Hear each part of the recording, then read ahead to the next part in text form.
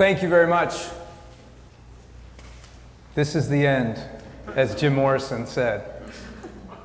And it's exciting for me to actually close this event today. I told my daughter, she's 8 years old, that I was going to talk about listening today. And she said to me, "Why are you going to talk about me, Papa?" And I said, "Why do you think I'm going to talk about you?" She says, "Because I don't listen to you." And then my wife chimed in and said, "No, Natalie, he's going to talk about himself because he doesn't listen to me." But what I'd like to talk a little bit about is a simple act that we have all been doing today, and we try to do it well, actually, every day of our lives. Just listen. But the thing about this act, we are told to listen, we are scolded for not listening, but I would argue, but we are never taught how to listen, how to truly listen. And the paradigm shifts that I've experienced throughout my life pertaining to this subject of listening have really made me believe that if we could teach people how to listen, truly listen, we could actually save humanity. There's a motivational speaker named Roy E. Moody. He's actually from Los Angeles. And he said, the greatest motivational act that one can do for another is just to listen. Now, I find this extremely ironic. Here is a guy that spends his entire life talking to motivate people. And he's realized that the greatest motivational act that we can do is actually just be quiet. Just be quiet. And I believe him. I think he's absolutely right. The thing is that I don't think we do it often enough. If you look up the word listen in the dictionary, the number one thing that will probably come up is this: to give your attention with your ears. But actually, if you do a little bit more digging, you'll find the root of the word listen is connected to a Germanic word called helisnen. And if you look up that word, it actually means pay attention to. Pay attention to what? Pay attention to what you hear. Pay attention to what you see. Pay attention to what you think. Pay attention to what you feel. Pay attention to everything. Pay attention to everything. That is what I truly believe listening is. And we've actually forgot how to do it. What could we be missing if we only listen with our ears? What could we be missing if we only listen with our eyes? What are we not hearing? What are we not seeing? What are we not thinking? And what are we not feeling? If you look at this picture, that's my family, circa 1970. You'll see me on my dad's shoulders, and you'll see my brother on the tractor. I have to tell you, I love growing up with an older brother. Because number one, we shared a room together. And I could go through all his crap as often as I wanted.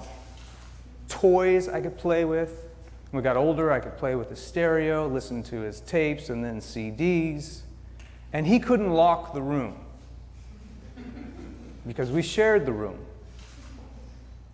But the one thing that he learned very quickly was how to pay attention. To pay attention to how I went through his stuff.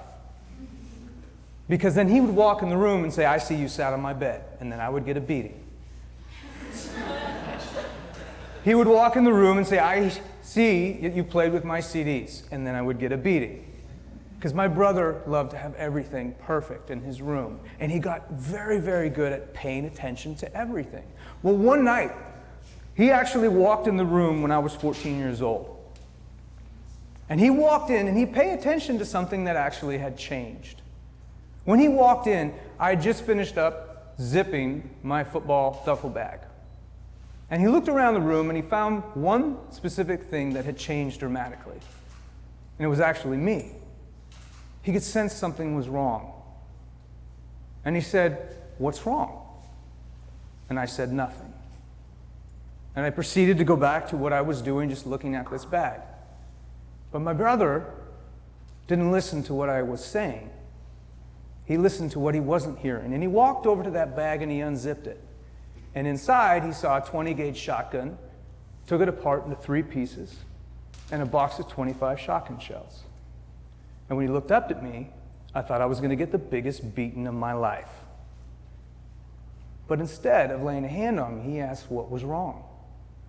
And I told him, I said, I just got off the phone with this guy.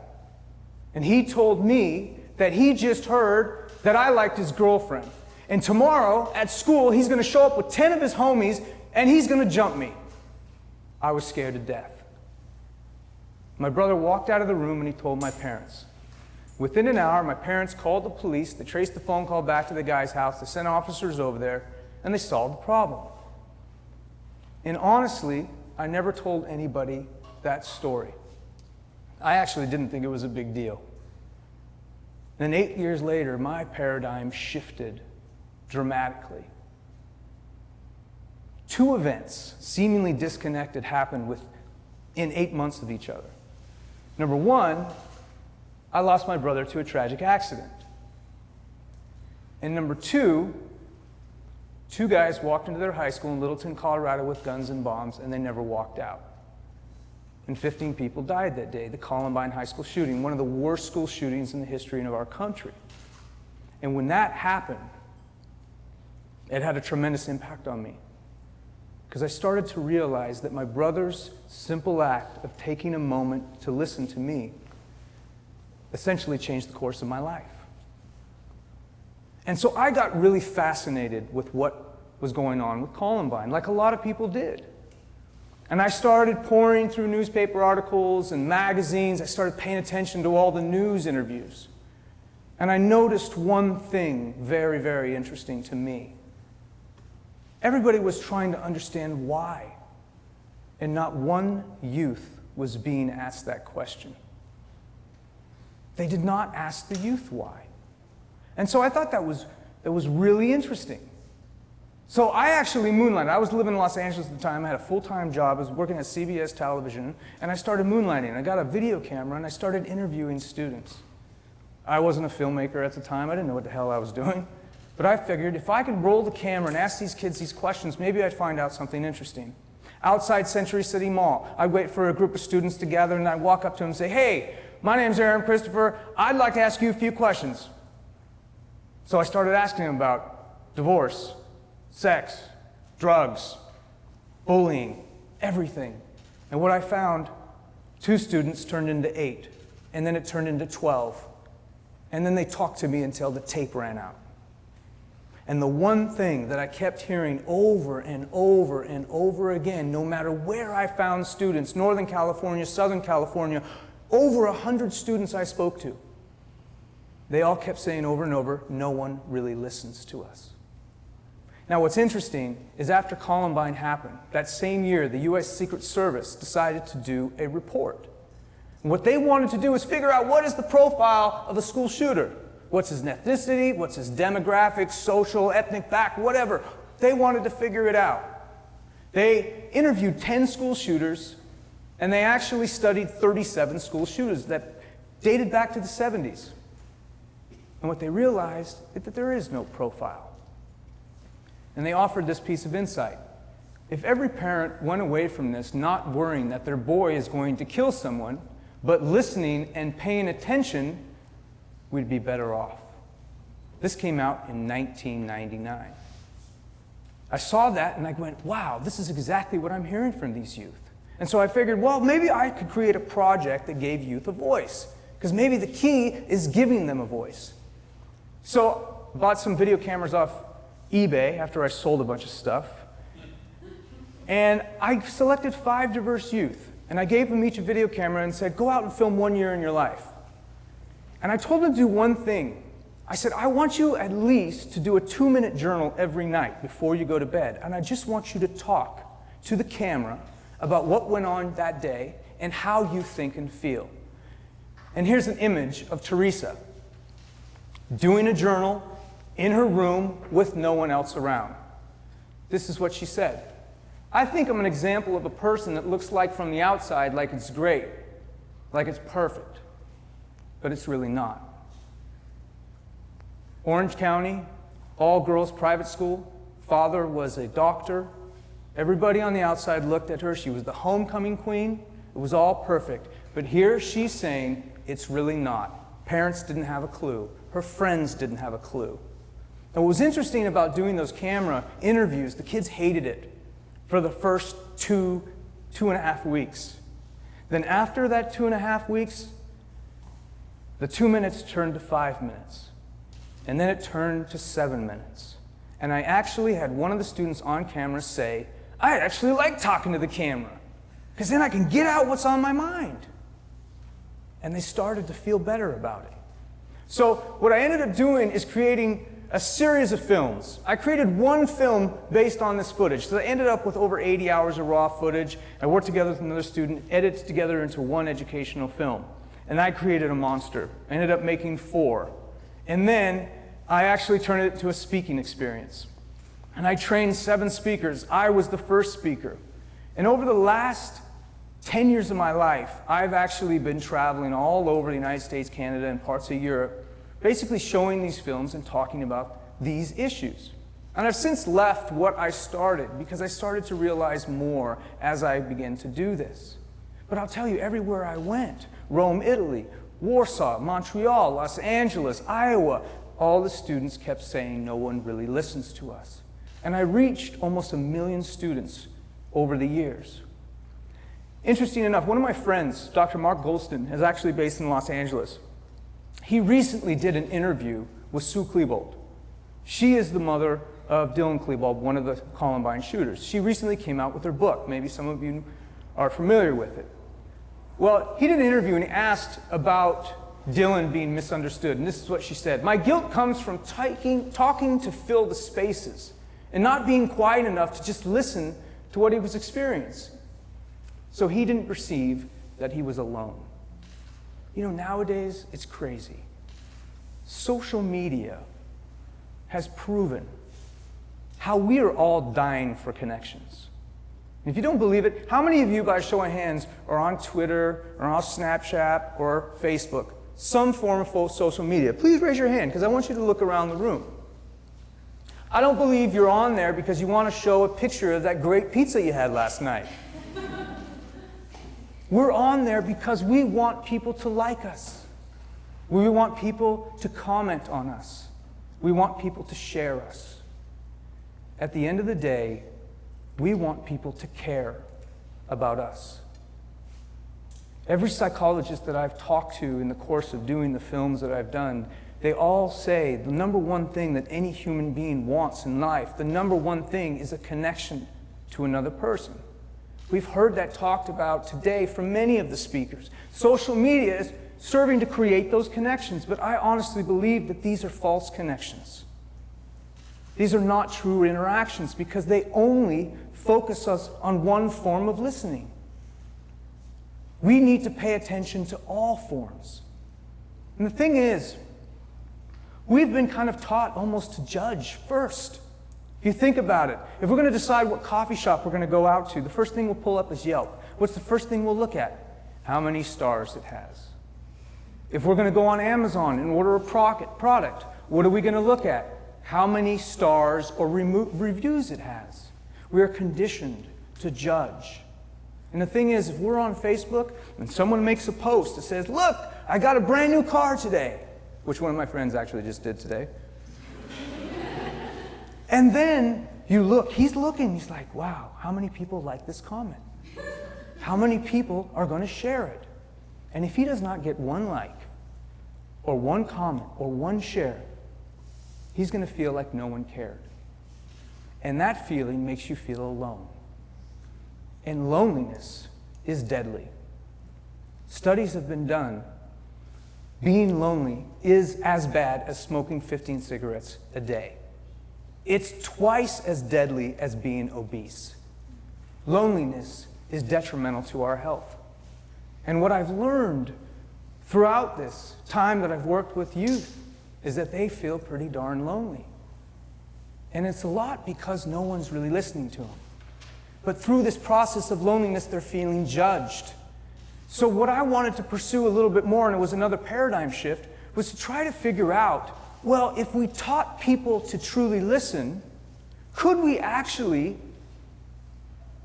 teach them not to judge so much?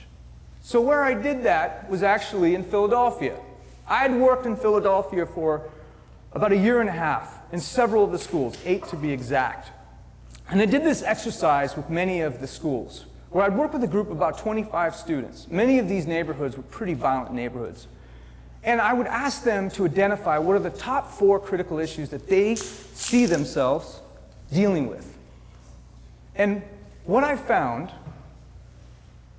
judgment. Judgment. This is just 2 of the examples of the 8 schools I went to. But at every school I had gone to, judgment was either the number 1 or number 2 issue they had identified. Now, these are 8 schools, 25 students at each school collectively coming together and saying, these are our top 3. 8 different schools, miles apart from each other, and they're saying the exact same thing. So I thought to myself, wow, what can I do to kind of reverse engineer these students to make them see people differently, to truly listen so they did not judge. So I ended up going to a school called Strawberry Mansion High School. It is in one of the most violent police districts in Philadelphia. Diane Sawyer just did a piece on this school about 2 years ago, and she actually labeled it the most dangerous school in America. The principal at the school, Miss Wayman, actually did a TED Talk recently about how she has worked so hard to turn this school around. Well, I had spent some time in Strawberry Mansion, and I fell in love with these kids. So I proposed to the U.S. Attorney's Office in Philadelphia, hey, I got this idea. I want to do a creative project with these youth, and I want to see if I can basically teach them to listen so they don't judge. They're like, go have a ball, see what happens. So I got one of my buddies, actually from Los Angeles, who's a photographer, and I told him all about this place, and he was intrigued. And I said, listen, I got this project, I got a little bit of money, I'd like to bring you out to Philadelphia, and what I want you to do, we're not going to really make a film, because I don't have the money to do it, but what I want to do is document what we're doing. And I want you to take photographs of each student the first day, and I want to show them something different.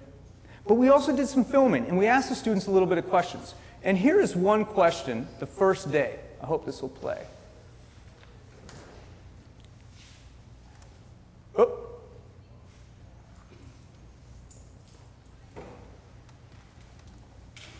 Is the video on there? Yeah. Great. What was the question? Did you find school hard sometimes? Yes. Why was that hard?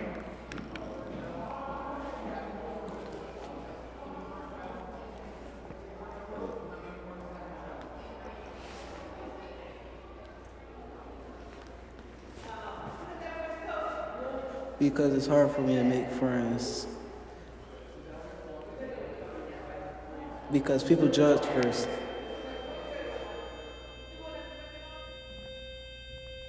You saw how hard it was for Nasir to actually answer that question. He almost didn't answer it. We asked many of these students the same question over and over again, and if I had more time, I'd share this with you. When they answered the questions, you could see that they were actually not telling the truth. And I believe it was because they were afraid to be judged. In this program, what I decided to do is teach these kids how to see and hear film differently. So I used that as my medium. I would show them short films, and I would teach them how to deconstruct a film. Why did the director use this type of music? Why did they use diegetic sound versus non-diegetic? Why did they use this color in the production design? Why did they use these characters? So I kind of tried to train them to actually listen differently to film, and then they got very, very good at it. In addition to that, I had them answer some questions, secretly about themselves, and I had them write about issues that they actually cared about. Racism, police violence, because actually what happened in Ferguson happened while we were doing this program, and they were very, very interested in talking about those issues. And what they ended up doing is starting to present how they felt about these issues in front of the class. The teacher was blown away. The teacher was like, there's no way you're getting any of my students to stand up in front of each other and actually tell you how they feel. But it happened. And then they actually started volunteering to do this as well. I culminated this experience with an experiment. I'm not a psychologist, but I would call myself kind of a armchair psychologist because I love to read about psychologists and interview a lot of psychologists. But I look at my, craft as a filmmaker to see if I can shift perspective and change behavior using media. And for this, what I wanted to use was the photographs that my good friend Jacob Rushing had taken. Throughout the first 7 months, these kids kept asking every day, when are we going to see these photographs? When are we going to see these photographs? So I created kind of an exercise for a dramatic reveal. I put all the photographs on the table, face down, and had all the students gather around this table. And what I ended up doing is I collected a lot of the statements that every single one of the students had said over the course of the program. And I found key lines that I thought represented what each student was really saying. And then what I did is I read the line, and then I flipped a photo. One thing I would change is I wish I could get my dad back. And then flip the photo of the individual that had made that statement. Now you can start to see something happening with these students. And in that time, they started making a little bit of snide remarks. They started to do some judgment through their fellow students. But then something started to change. They started to realize that their photo was going to be turned too. And they started getting really embarrassed. And then people started to get very quiet. And they started to just look at the photos. She was actually hiding when her photo was revealed. But watch what happened with the group dynamic in this exercise. Once all the photos were flipped, I asked them to really pay attention to what they saw in these photos. And one of the students said, "This is a black and white photo. It's Nakia." I said, "No, I want you to look closer. Like how we examine these films, I want you to look past that." And then they started offering these insights to things that they saw. It's like she care. When she got her hand in her mouth, she doesn't care. Look at that shot. We captured a photo where she took her hand away from the mouth, and they noticed the difference in how it changed the way who she was. Next one, Rico. Whatever he puts his mind to, he's going to finish it.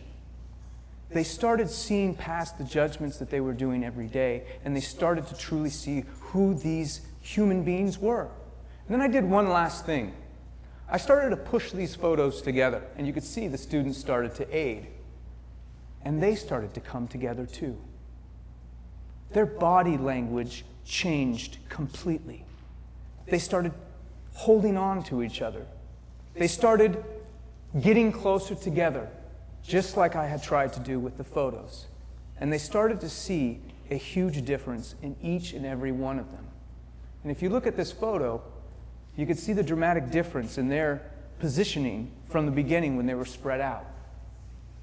And look what Rico says, "Somebody got to take that picture." Then they started asking for their photos. "Do we get to take these photos home?" They wanted these pictures. Initially, they were afraid of them, but then they started being proud of them.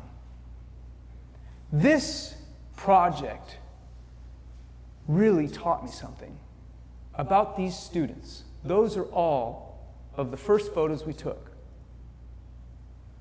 And then I had Jacob take a photo of each one on the last day, and this is what it looked like.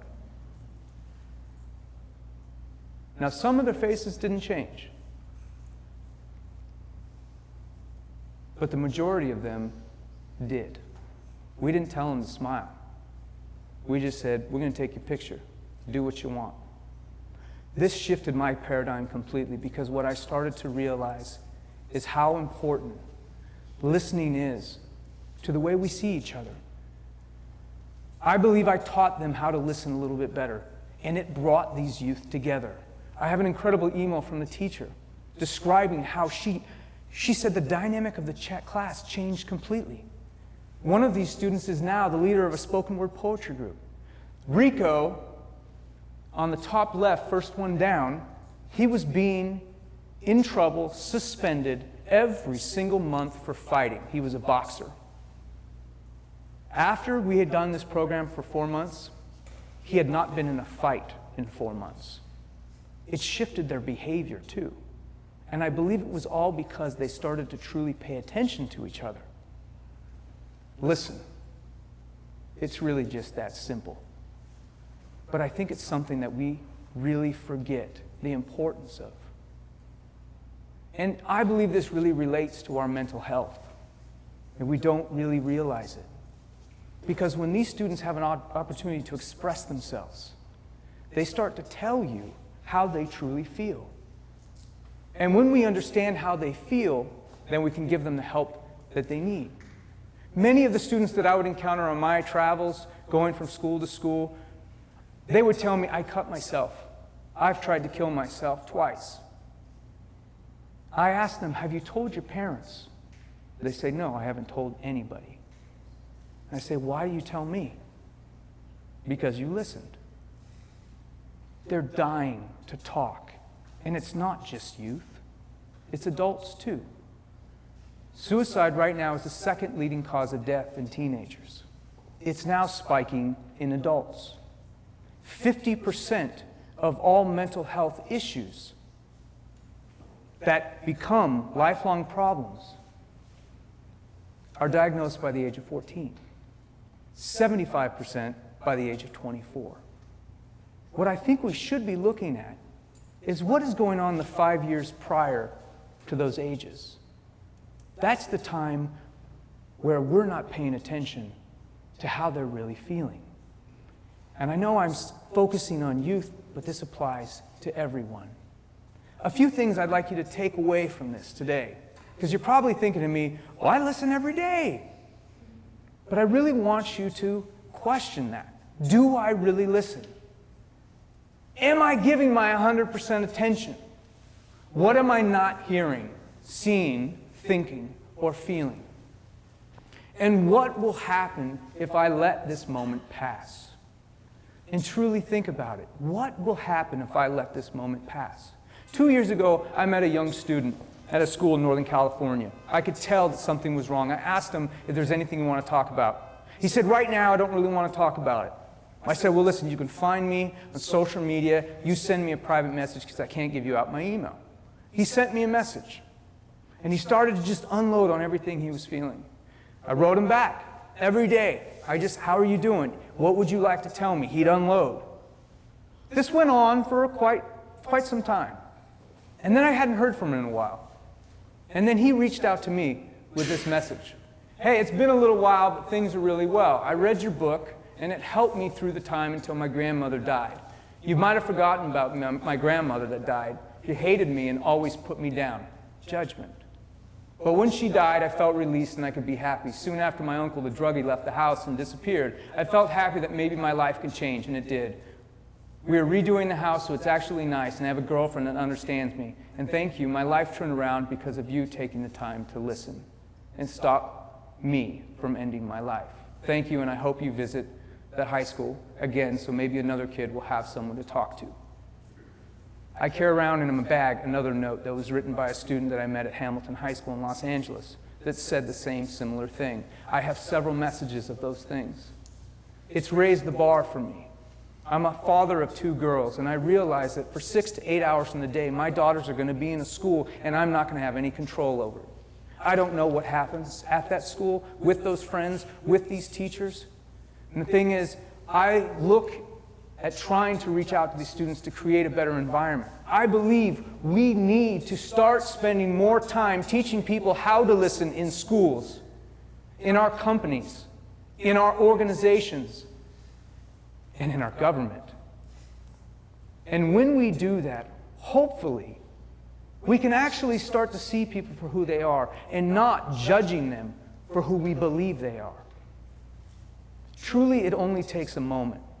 And the question is, are we willing to take that moment and think about what could happen if we don't? Thank you very, very much.